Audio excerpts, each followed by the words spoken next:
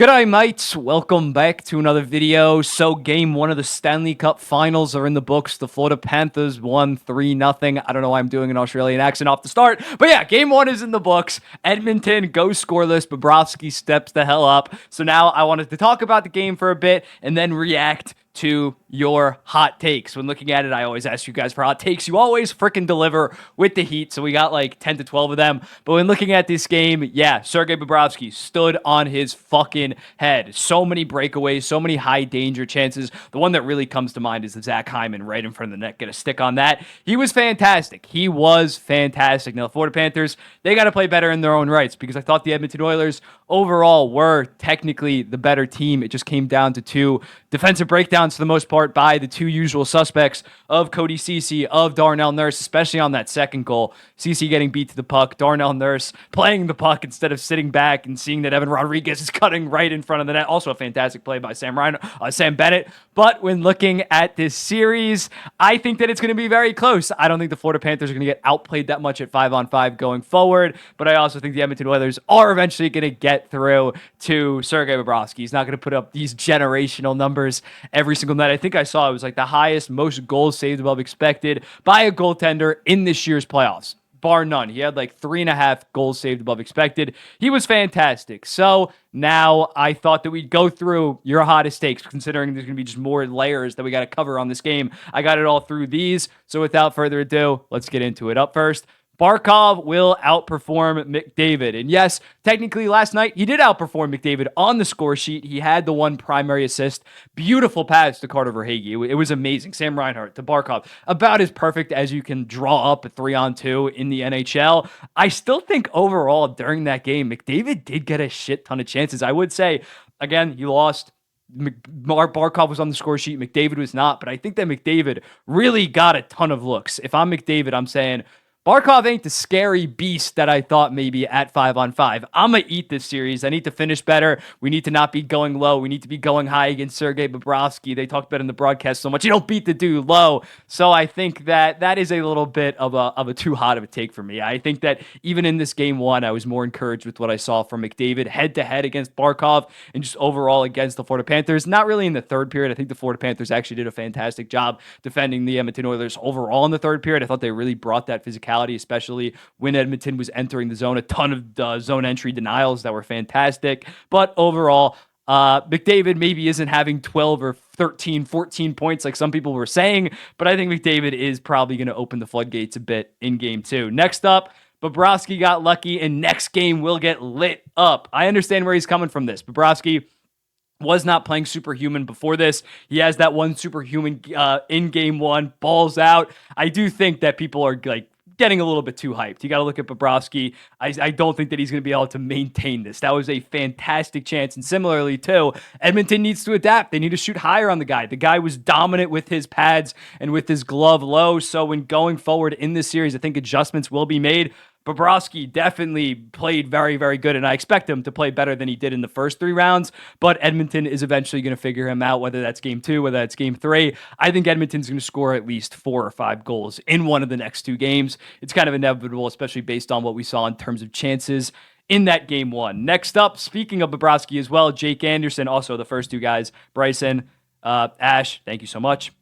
Jake Anderson says, Conn Smythe secured if they win the series. I think that this was some recency bias. I understand that he really was the reason why they won this game 1, but still, overall in the playoffs, I still think a guy like Tkachuk, a guy like Barkov, and Verhaeghe have been as valuable, if not more valuable, to the Florida Panthers in this playoffs. I understand that the Stanley Cup Finals definitely mean more than the first round of the playoffs against Tampa Bay Lightning. But I think we got to pump the brakes. There's other guys that have played fantastic on Florida. And similarly to what I've talked about before, I don't think Bobrovsky's going to sport a 945 save percentage in this series. Well, he has a 100% save percentage, 1000% save percentage right now. But I think he's eventually come back down to earth. I would probably still bet on an Alexander Barkov, especially if McDavid's kept off the score sheet, to eventually win the Conn Smythe. Well, McDavid's not going to get completely left off the score sheet, but you know what I mean. Next up, Panthers in for Jack G. Kitchen. I can't really get behind this again. I think Edmonton played good. This is not 2021 where Tampa Bay comes out and beats Montreal 5-1 and it's another beatdown. I think we can agree after tonight, Edmonton's going to get at least 2 games. I think this is going at least 6 games. I said it before, these two teams are very well balanced, and honestly, in that first game, I really liked what I saw from the Edmonton Oilers. Next up, Florida is in more trouble than Edmonton from Bobby Vank 3.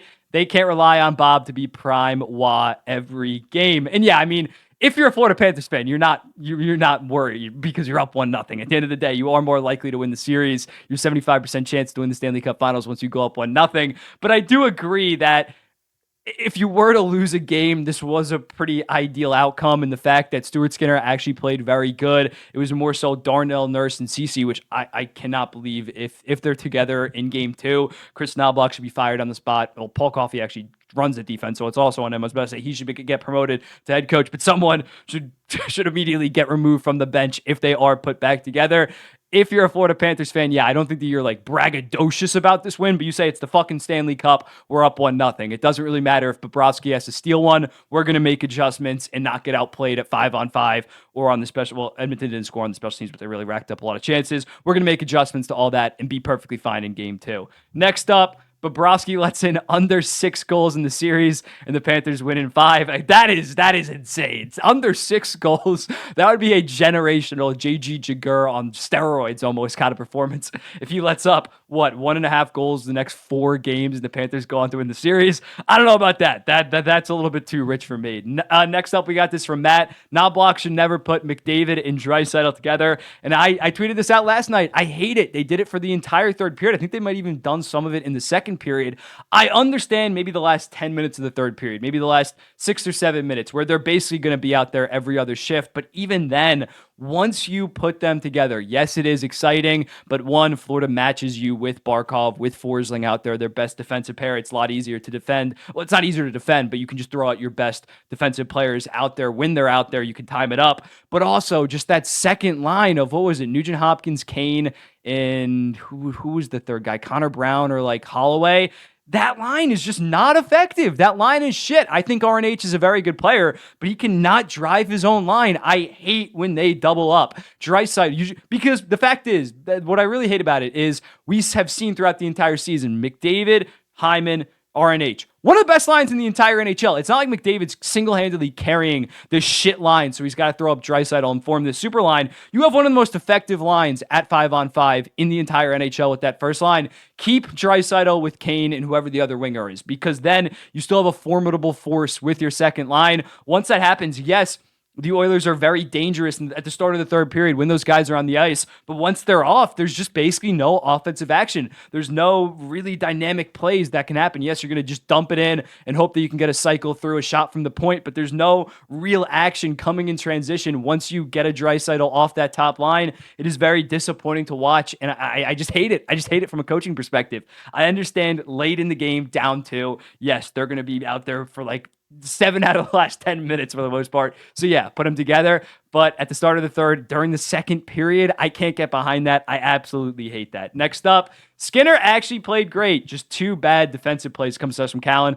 Turner, 2 bad defensive plays by the Edmonton Oilers. And yeah, I tweeted it out. I hate to defend Stuart Skinner, but this was actually a pretty solid game for him. The first goal, tic-tac-toe, Carter Verhaeghe crashing right in, deflects it. Basically no time to react, and it's a point-blank shot. And even the Sam Bennett, maybe he could have slid it over quicker and it would have hit his shoulder. But when looking at it, Skinner's watching Bennett in the corner. Puck comes flying out. Oh, he thinks, oh, my defenseman's definitely there. He's going to knock it out. It's not going to be a point-blank. It's point-blank from Evan Rodriguez. Not the most perfect shot. Again, maybe he could have stopped it. But Skinner made some pretty big saves at the end of the second period. A massive save to keep it 2-0. So I think Skinner actually stepped up in a big way. It's just 2 unacceptable defensive breakdowns from Darnell Nurse and Cody Ceci end up really being the difference. Now, don't get me wrong. Edmonton's got to score. That's the other thing. You got to give Stuart Skinner goal support. You can't shit on Stuart Skinner for losing you games where you score 4 goals, but he lets in 5, and then give him absolutely no goal support where he actually plays pretty solid overall. So if I was Stuart Skinner, I'd be kind of pissed at that first game, even though he has been very inconsistent throughout these playoffs. Next up, I just had to include this from Luke Bowman, 48. Not a hot take, just rip CapFriendly. I don't know if you saw the news today. The Washington Capitals bought out CapFriendly. If you know what I'm talking about, it's the go-to team building, see what your team's salary cap situation, what a buyout looks like, does a potential trade work. It's getting shut down July 5th. No more after this year's free agency and draft. It's going away. It fucking sucks. I'm sure someone's going to build one, build a new one, but it's going to take a long ass time. That is a lot of programming to do, a lot of manpower required for that. So yeah, that is just the worst. Not about the Stanley Cup final, but still, hockey fans, it's a bad day for hockey fans. Hate to see it. We got 3 left. Nurse should be scratched for the rest of the series from Anthony Whittaker. I can't say scratched for the rest of the series, but he definitely should be moved away from Cody Ceci. That goes without saying. You can't really scratch him because who would be the next defenseman out? Vinny Desharnais. Do you really trust Vinny Desharnais in a Stanley Cup final that much more than Darnell Nurse? I know that Darnell Nurse can still provide some solid minutes as long as he's not away from Cody Ceci. I thought he played pretty solid with Brett Kulak. So in looking at it, if they had a better 7th defenseman, I would maybe look into scratching him, but Vinny Desharnais playing 20, 21 minutes really doesn't give me as much optimism as playing Darnell Nurse.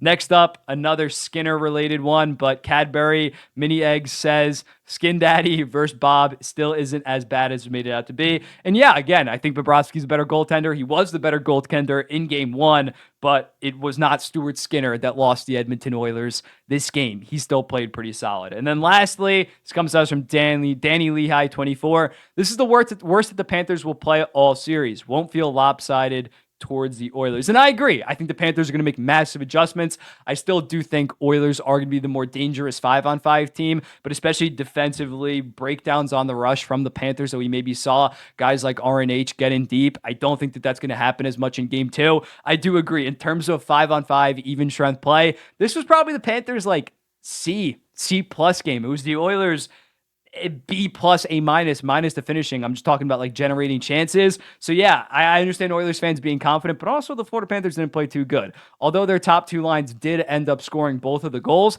I didn't really think they played that good. Matthew Tkachuk, I didn't think that he was that dangerous. So yeah, if you're a Florida Panthers fan, you got to be feeling pretty good just because you're up 1-0. If I were to update my series predictions, I do think that statistically, Florida is more likely to win now just because they're up 1-0, but I think it's something like 58-42 at this point. I don't think it's like the traditional 75%. You see that stat nonstop. Not the same given the circumstances, given the level of players involved. But yeah, let me know in the comments. What do you think about Game 1? I'm still thinking about why I did that Australian accent at the start. That was stupid as hell. I'm sure a bunch of you guys clicked off and aren't even seeing this, but let me know in the comments.